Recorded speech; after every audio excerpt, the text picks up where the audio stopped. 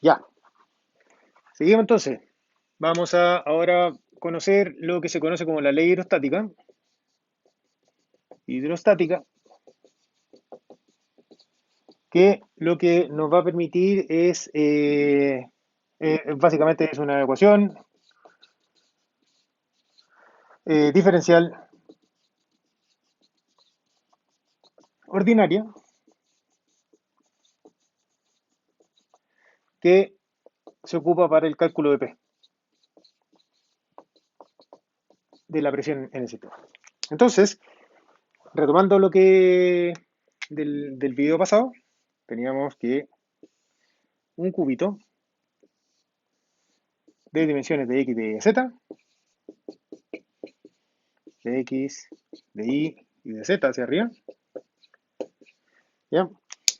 Y lo que vamos a hacer entonces es que la sumatoria de las fuerzas externas tiene que ser igual a cero, de manera que vamos a trabajar sobre la sumatoria de las fuerzas externas en x, tiene que ser igual a cero,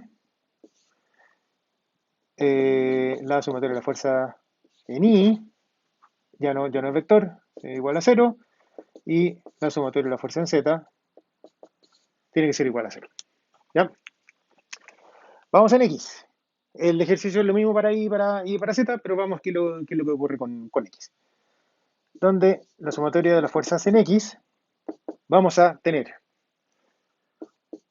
la fuerza másica en x, cualquiera que sea, pero vamos a asumir de que existe, más una fuerza de presión que va a estar actuando sobre esta cara de acá, sobre esta, ¿ya? Y menos una fuerza de presión que va a estar actuando sobre esta otra cara de acá. X más de x, y esta cara es la cara que está en x. Así que vamos a tener que la fuerza de presión en x menos la fuerza de presión en x más de x, que sería la que está actuando sobre este otro lado acá. La resultante de estas dos fuerzas de presión es la que me estaría diciendo, es la que importa para efectos de la sumatoria de fuerza, tiene que ser igual a cero. ¿Ya? Eh, y esa resultante va a estar dado por la diferencia. La, la, no, nada que ver sumatoria. La, la fuerza másica en x vamos a escribir como la masa por a sub x, y la masa va a ser igual a dx, de y, de z, que esto no es nada más que el volumen, o el diferencial del volumen, por la densidad, por a sub x, ¿ya? La densidad del fluido. La fuerza de presión en x la vamos a escribir como la presión evaluada en x por el área, y el área va a ser un área de profundidad de y alto de z, de y, de z. La fuerza de presión en x más de x va a ser igual a la presión en x más de x por di de z, que sería el área sobre la cual estaría actuando la presión. ¿Ya? Y en este caso de acá, reordenando un poco, aquí tenemos un dx de y de z, así que vamos a llegar a que ρ por a sub x tiene que ser igual a p de x más de x menos p de x dividido por dx. Acá tengo un dx de y de z, aquí tengo un dy de z, así que cuando paso dividiendo el dx de y de z, solamente me queda el dx dando vueltas acá. Y esto no es nada más que de p a dx, cuando el límite, cuando dx tiende a cero, tenemos es igual a la deriva. De manera análoga, ustedes van a decir lo mismo para la dirección y van a llegar a decir como ρ por a sub i es igual a dp a di, y lo mismo para la dirección z, donde eh, ρ por a sub i es igual a dp a di, y ρ por a sub z va a ser igual a dp a dz. ¿Ya? rho por A sub X. De manera que si escribimos todo esto acá ahora en términos vectoriales, vamos a llegar entonces que rho por el vector de aceleración, en el apunte está escrito como F sub m. ¿Ya? Va a ser igual al gradiente de la presión, entendiendo que F sub m es igual a un vector A sub X, A sub Y, A sub Z. ¿Ya? Este sería el resultado de cómo se estaría escribiendo el equilibrio de fuerza para un fluido que está sometido a un campo de, de aceleraciones máxicas, ¿ya? En la dirección X y Z, independientemente cuál sea el eje de coordenadas. Entonces, ¿qué es lo que está diciendo? Primero, si yo tengo que tener un fluido que está sometido a algún tipo de aceleración, o algún tipo tiene que recibir algún tipo de fuerzas máximas. Por ejemplo, el peso, ¿ya? Así que vamos a ver en este caso acá. Por ejemplo, tenemos que F sub m es igual a 0,0, menos g. Esto acá es el campo gravitatorio terrestre. Campo gravitatorio de la Tierra. ¿Ya? Entonces, en este caso acá, independientemente de cuál sea el caso, si yo tengo un fluido que está sometido a un gradiente de presiones, esencialmente, o sea, a una fuerza másica, esencialmente se genera un gradiente de presiones que lo que hace es que punto a punto va compensando esta fuerza másica que estaría actuando por unidad de masa de fluido. ¿Ya?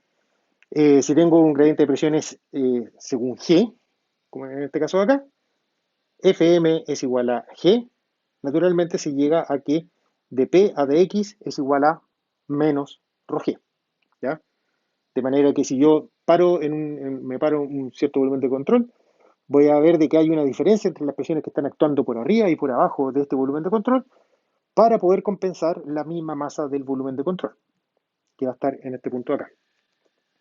Entonces, en presencia de algunas fuerzas mágicas que están actuando sobre el fluido, se genera un gradiente de presiones que lo que hace es balancear esta fuerza mágica y poder explicar entonces el equilibrio estático. ¿Ya?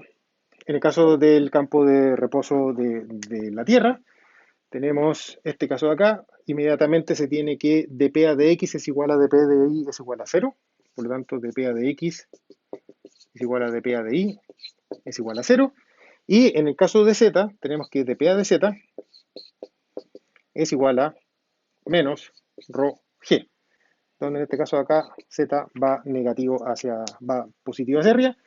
Por lo tanto, lo que va ocurriendo con la presión es ir disminuyendo en la medida que nosotros vamos subiendo, en el caso de un fluido. Alternativamente, ustedes pueden hacer el ejercicio desde el punto de vista diferencial, pero también lo pueden hacer desde el punto de vista más bien integral y decir y interpretar este mismo resultado de la siguiente manera. Yo estoy parado en este punto de acá. ¿Cuál es la presión que yo voy a necesitar en este punto de acá? Bueno, esencialmente es una presión, solamente en el caso del caso gravitatorio. Yo voy a necesitar una presión que sea igual al peso de toda la columna de agua que yo tengo hacia arriba. Que eso es básicamente el resultado que se obtiene acá cuando integramos sobre ρ. O sea, integramos en la vertical, incluso para un caso de ρ variable, vamos a tener que punto a punto, en la profundidad, lo que se tiene es una presión tal que equipara a todo el peso de la columna de agua. Que si no existiera esta presión, entonces la columna de agua tendría que caer. Pero como si existe la columna, para que la columna de agua no caiga, necesita una presión que tiene que ser igual al peso para poder decir entonces que el peso de una columna de agua y la normal sería igual a la presión. Ese es el caso genérico, como yo les decía. Esto está escrito como ρ por las fuerzas mágicas es igual a los gradientes de presiones. Hay una fuerza mágica, se crea un gradiente de presiones, pero también desde el punto de vista integral tiene esta otra interpretación que está correcta, donde la presión, por lo menos en el caso del campo gravitatorio, a cualquier profundidad es igual al peso de la columna de agua o de fluido que yo tengo hacia arriba. La presión del aire, una atmósfera, no es nada más que el peso de la columna de agua de aire que nosotros tenemos cerca. ¿Ya? Eh, Así que esta sería la derivación un poco más formal de lo que se conoce como la ley hidrostática, que no es nada más que una ecuación diferencial ordinaria, para poder calcular la presión. en presencia que se genera producto de un campo de fuerzas básicas que está actuando sobre el fluido. Y lo que aparece son gradientes de presión. Y otra de las cosas que es interesante, que lo vamos a estar viendo más adelante, lo que importa en la práctica son gradientes de presiones, ¿ya? Cuando estamos hablando de fuerza, ¿ya? La presión igual a cero tiene mucho sentido desde el punto de vista termodinámico, porque no puede ser menor que cero, ¿ya? Pero cuando estamos hablando desde el punto de vista de fuerza, lo que me interesa es la diferencia de las presiones, ¿ya? No necesariamente la presión como un término absoluto. Entonces, en algún minuto del curso, vamos a comenzar a ver presiones relativas, no presiones absolutas, porque esencialmente a esta diferencia de acá yo le puedo sumar o restar una constante, y esa constante es la presión atmosférica, por ejemplo, ¿ya? Entonces, porque a mí no me interesa si es que yo estoy trabajando bajo las mismas condiciones atmosféricas, estoy trabajando en el agua bajo las mismas condiciones atmosféricas, la presión atmosférica no es nada más que una constante que se suma o se resta, porque a mí lo que me importa entonces son las diferencias de presión, ¿ya? Entonces, y eso también es algo importante, que para efectos de fuerza, lo que importa son las diferencias de presión. La presión absoluta bien poco es relevante. Eso. Eh, Aquí llené la biblioteca con libros que en una les voy a estar hablando durante la semana. Chao.